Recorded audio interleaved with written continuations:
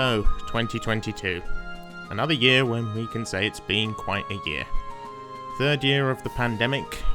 We also lost the Queen, and Bernard Cribbins, and many others too. Those are just two of the people I gave tributes to in my films. But this year everyone will hopefully have good points too. I did my first radio shows on 2MC FM and enjoyed it immensely.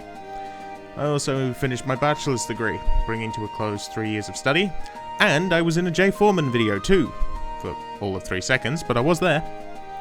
And throughout the year, I made 42 YouTube films of my own, ranging from 1-minute quickies and railway series reads to the longest Bathurst Volume to date. Volume 21 at 17 minutes and 34 seconds is probably going to be the longest Bathurst Volume I ever make. Indeed, my time in Bathurst dominated this year, but I did squeeze in a couple of other things too. And as it's the last week of 2022, it's that time of the year where I show you the clips that I liked the most, and presented a couple of awards. I think there's only 4 awards in this video, the rest are in a blogger article which I'll link in the description, and you can read it, if you feel so inclined. So let's go right back to February to kick off the Brit from Oz Best of 2022. Enjoy.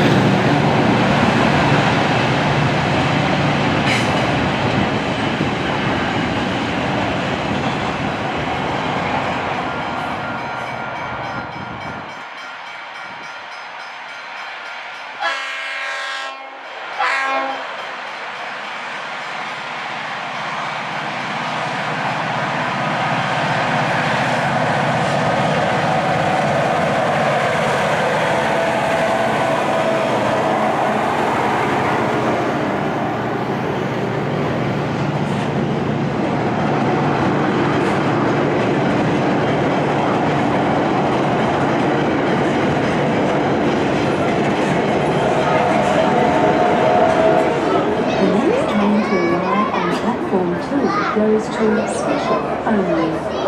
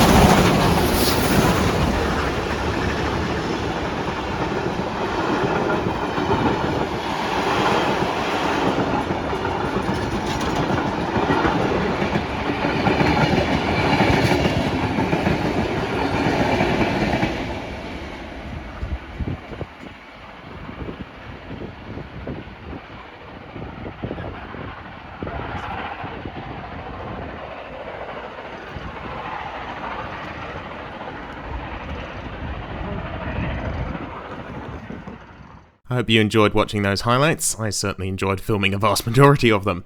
Now let's award some awards to those films I found particularly rewarding.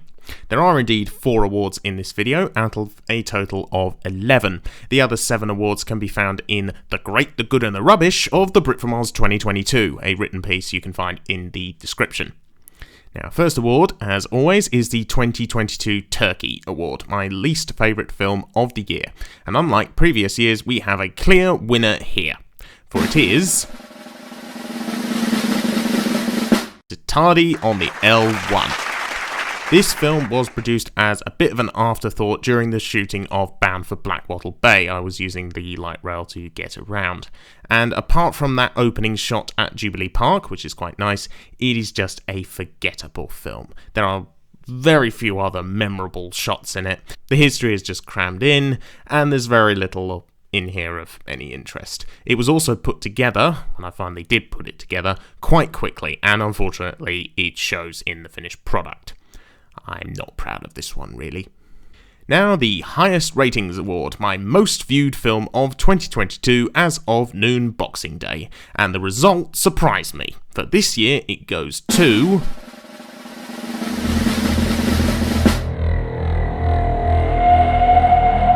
Ghost Train. I made this Railway Series reading as a one-off Halloween special for my university dorm group. I don't usually do Halloween specials, and I thought it would get 20 views at best. It got 532, thus outperforming my other 2022 films by quite some distance. For contrast, the runner-up for this award was Wild West Chases Episode 1, which had 199. Now the big ones. The Takes the Cake Award for Top 5 Films of the Year, based on how fun they were to shoot, edit, and how good I felt when I released them. In 5th place is Steam and Sparks, A North Shore Story, featuring 3801 and 8649, the latter's debut appearance. This is also 3801's only appearance on the channel this year, but it does go across the Harbour Bridge. In 4th place is Fletcher's Wednesday, a mostly unplanned production which included FIE 004 Florrie Duncan Tighe's first appearance outside the Hunter Valley, as well as a couple of other things. In 3rd place is Bound for Blackwattle Bay, the sole Brit Does Boats release for this year, and starring Minicat Ferry Memel. I had a great day out recording that one. In 2nd place is Wild West Chases Episode 2, which I would prefer over the already good and very highly viewed Episode 1, as it included some better shots and flows a bit better too. Also, it's a bit shorter. Special thanks to my good friend and frequent collaborator Bathurst Trainspotting, without whom neither episode of Wild West Chases would exist. And finally, my favourite film of 2022. It is...